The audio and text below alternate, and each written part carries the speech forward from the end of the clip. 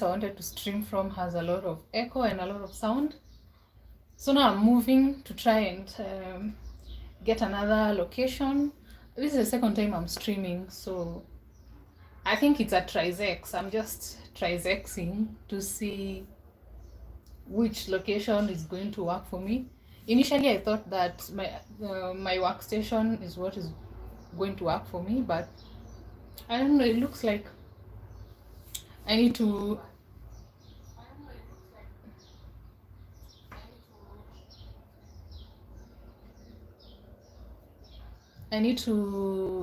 Move location. Like I need to keep adjusting and checking the places where I want to be streaming from, because the second time, so you learn as you go. Anyway, there's something that has been on my mind so much. I'll keep checking my notes to see, and all that thought there. Yeah, I'll keep checking my notes to just go over and over. And it's caregiver fatigue. Like I was thinking about, have you ever had someone who is in hospital and you're taking care of them? Like you wake up in the morning at 6 a.m. and then you go to hospital, and then you have to take care of them. Like you get there at 6, you change their clothes, you give them breakfast, and then when the visiting shift is over, you come back again at 10 a.m., at 12 a.m., and so on and so on. Like you have to keep being there for your patient, and you do that for 1 week, or maybe 1 day, 2 days, 3 days. By the end of the week, how do you feel because of the hospital visits? Like how are you feeling physically, emotionally, psychologically? Because in my experience of ever taking care of people who are in hospital, like at the end of there's so much anxiety, there's so much physical fatigue, there's so much emotional fatigue. There's a lot going on, and so you're exhausted. Yeah, and what now you are suffering from is caregiver fatigue. Now imagine if you have a child who has special needs and they need round the clock care. Now you are a full-time caregiver. You don't know when it will end, if it will ever end, or if it will become better. So you can imagine someone who has to take care of someone 24/7 for 10 years, 15 years, 20 years, and perhaps they don't take a break. Yeah, I just wanted to draw that picture in your mind, so that now you are imagining the kind of fatigue the caregiver who is having to take care of someone for a long time, as compared to the person who is taking care of someone for a short time. Like you just have a mental comparison.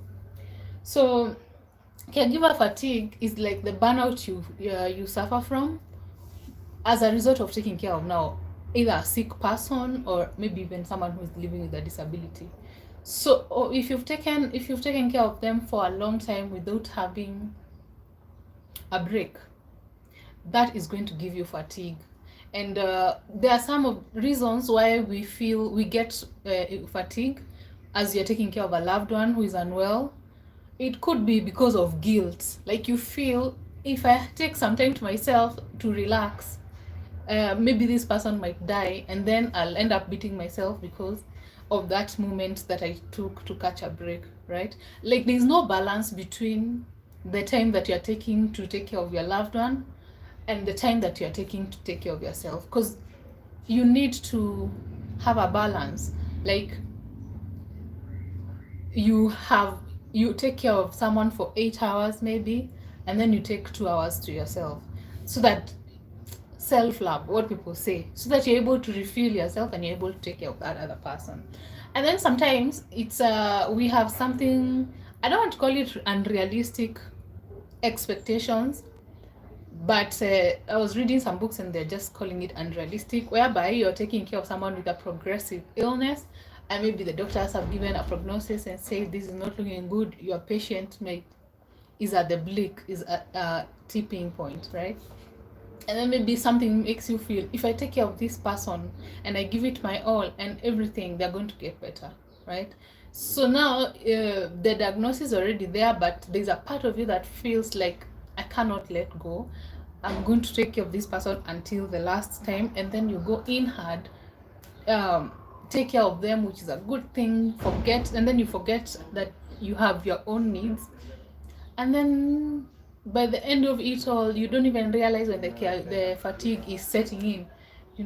You just feel the symptoms. You just start dealing with the symptoms of the fatigue, and some people don't even realize that they suffer from fatigue. Yeah. So there are some symptoms of the caregiver fatigue. We have withdrawal.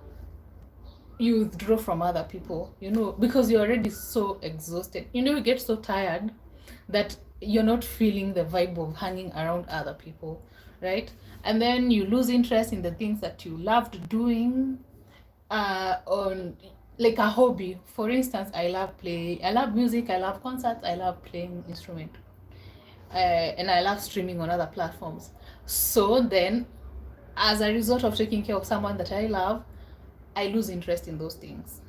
I don't want to do them, and then I withdraw, maybe from my family and those kind of people. And then there are people who have a change in appetite. You may lose weight, or you may add weight. So there's a balance. There are those people, when they are so stressed, they add weight. When they're stressed, they lose weight, or the appetite increases or reduces. It's like a high low of interest, appetite, where you either eat too much or eat too little, but it's as a result of the fatigue, right? Then the other symptom is you get so sick too often. There's a famous line that I hear amongst my friends, that you need to take a break every now and then. And I remember there's a time, I don't know if it's me who was unwell or my uncle was unwell, and when we met the other time, when he was talking, he's the one who was unwell. So when we were catching up, he said that perhaps it's my body that is reminding me that I need to catch a break. And then I look at him like, what do you mean? Maybe the body asked for it, or perhaps, I think he said it's the body that is asking for it. And I'm looking at him and like, how can the body ask to be sick?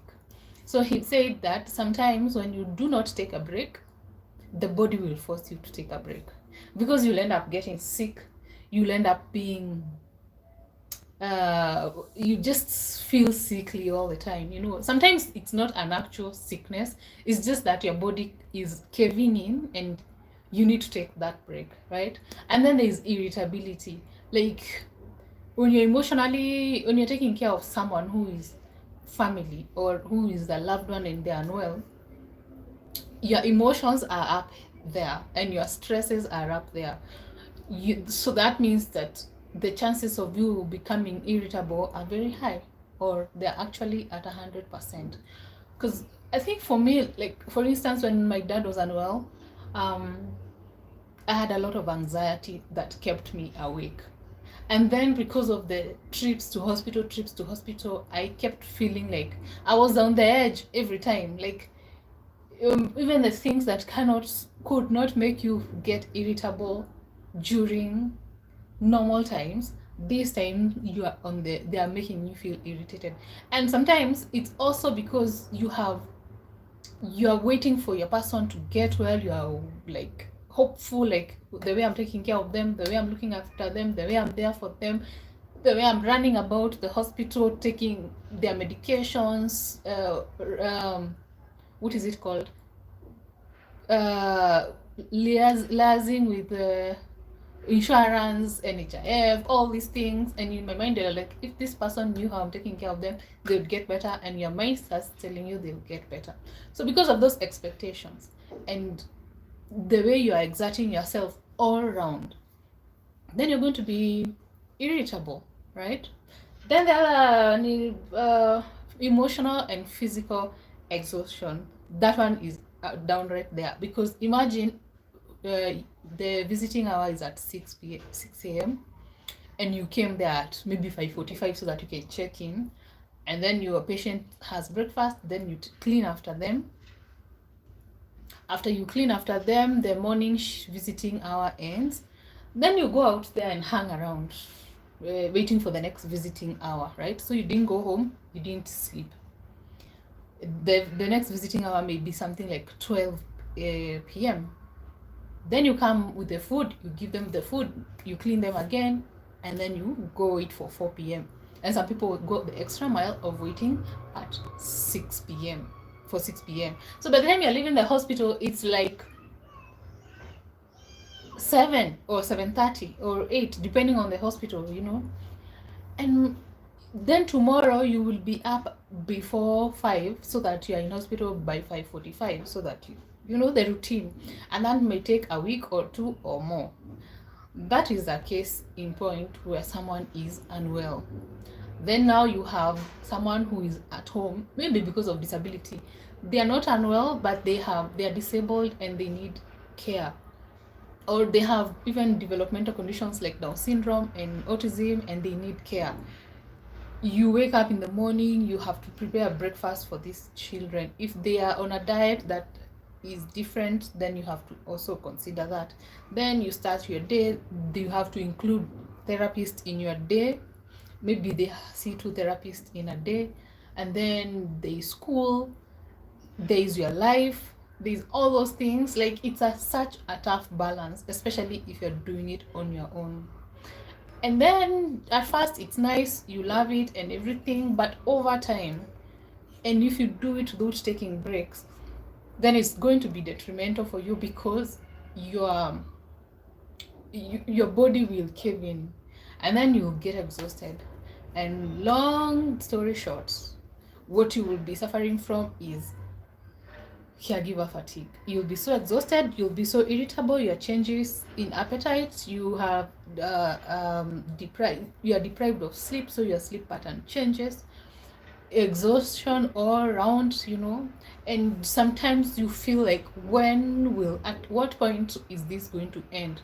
Because then you've withdrawn from all the people that you love, you have no life, you do not take care of yourself. And it's not that you do not want, because you get so carried away by taking care of your loved one, until you forget that you need to be taking some time out and check out how you're doing, right? Yeah, so then what I want us to look at is the symptom, how you can prevent the caregiver burnout. Remember, when you withdraw from people, first of all, there is no way you're interacting with anybody. So it's basically you, your problem, your world, and your patient. The first thing you need to do, you need to make sure that you are talking to someone. It can be a loved one, a family member, or someone that you can trust in, someone who is able to understand you, right? Or even a therapist if you can afford one. Those are the people to go to, because you need someone who you're going to pour out your raw feelings. Like, today I'm feeling so exhausted, I cannot do this, I'm just tired, I don't want to do this anymore because of ABCD, or how you feel about your patient, or all those things. And then that person is going to understand. Especially if it's someone who has been there and walked in those shoes, then they are going to understand how you're feeling. That's the first one. The second one, you can journal. If sometimes the feelings may come to you at odd times, right? And you want to understand how you're feeling and why you're feeling the way you're feeling. So then you can start journaling and say, today you can maybe say right now it's 15:09. It's 15:09 hours. And you can journal. Today is Friday, 15:09 hours. I'm feeling a little exhausted, and this is how this feeling is making me feel. And how are these feelings making you look at your patient? Are they making you feel like you cannot deal with your patient, or you need time out from your patient? Because you need to be honest with yourself, so that you are able to accept and acknowledge how you're feeling, so that you're able to deal with that caregiver fatigue. That is number 2. Number 3, acknowledge Okay, first, don't bend over backwards. When you're taking care of a loved one, there's a point that comes that you put your needs on the side. Like, you forget yourself. Like me, Terry, we're putting her in a compartment. We'll come back to you when I'm done dealing with my patient. And what this means is, you neglect yourself. Even if you had a routine of going to a cafeteria and reading a book while you're having a cup of coffee, that doesn't happen anymore. And these are the things that you need to keep you going every time, to keep you rejuvenated, to keep you positive, right? So you need not to neglect your duties, your hobbies. Take like 2 hours every day. You say, I'm taking care of person A, B, C, and their routine is this and this, and they sleep for maybe for the next 3 or 4 hours, they'll be asleep. Or take that time. You can just have a routine in the house. Maybe you love listening to music, you can go to the side and listen to music. Maybe you loved listening to a certain podcast, someone who podcasts a certain podcast, go and listen to them. You love, like me, I love playing the instrument. I can go in the backyard and play the instrument. You understand? Because the whole point of curing caregiver fatigue is acknowledging that you can only do so much and to a certain degree. And also you want to acknowledge that you have a life that you need to feed. You have a personality and a person that is in you before you are a caregiver. You need not neglect that person, because then there's going to be consequences, and the consequences are like you even burning out, having to withdraw from other people, irritability. And now you see, if you are irritable, then you become a person who is hard to interact with, because very few people know about caregiver fatigue. So if you're irritable, I'm just going to be like, I can't deal with that person. By the way, story for another day. I cannot do this anymore. So yeah, you just end up losing friends. And it's not that they are bad people or you are a bad person. It's just that they do not understand what is happening to you, because you have also withdrawn and you're not really telling people what's going on or how you're feeling. And the most important thing about this live that I just had is, at the end of the day, you need to acknowledge that you're not a superhuman, right? And even in your caregiving journey, you can have boundaries, right? So that now everybody who is involved in the caregiving of this individual, you can tell them, I can take up to certain extent. Okay, these are the things that I can do without overexerting myself, so that then the other people in your life be like, okay, then if you're able to do ABCD, then us will do DEFG, and then you share duties, so that there is an all round, you are able to take care of yourself, you're able to set some time for yourself, so that you're an all-round person. You are able to take care of the inner you, the you that is you before you are a caregiver, because I feel that caregiving it happens when you are put in the shoes of being a caregiver. It's like sometimes you remove you like this from yourself. If people who are parents, I'm not a parent yet, but I imagine that being a parent and being a caregiver is one and the same thing. Like, you hear mom saying, hey, me, the last time I had a break, or the last time I had my favorite snack. And then you'll be like, okay, it's being a mom, or it's being ABCD. But it's important to have the way nowadays workplaces are encouraging a balanced work, and they call work and lifestyle, what that balanced relationship between what you do when you're at work and what you do when you're at home. That's the same concept that we need to try and incorporate in our caregiving journey. It is very hard, because then there are times when you're going to feel guilty and you're going to feel like you're neglecting your person. But it's important to know that you can only do so much, and the much that you're doing is good and is enough. Okay. Also, lastly, look for support groups around you, especially like of caregivers. I've been on Facebook and I've seen so many groups of people who are caregivers. Join those groups. Even though you will not participate, somebody might say something that uh, may make you feel uplifted, or may make you feel like, oh, so I'm not the only one. You might relate to other challenges of other caregivers, and then you're going to be, it makes you feel a little happy. You'll be like, at least I'm not the only one. Or you're going to be like, and I thought I was neglecting my loved one, but turns out I'm not. So those are things to remember. I just thought that we should touch a little bit on caregiver fatigue, because it is something that we do not talk about. We only see like taking care of your loved one day in, day out, and not taking a break like is the best thing that you're doing. But when you put yourself in that mix too, then you're able to have a balance in life, right? So let me know, if you're out there and you're a caregiver, what's your routine like? What do you do when you feel like this is it, I'm not doing this job anymore?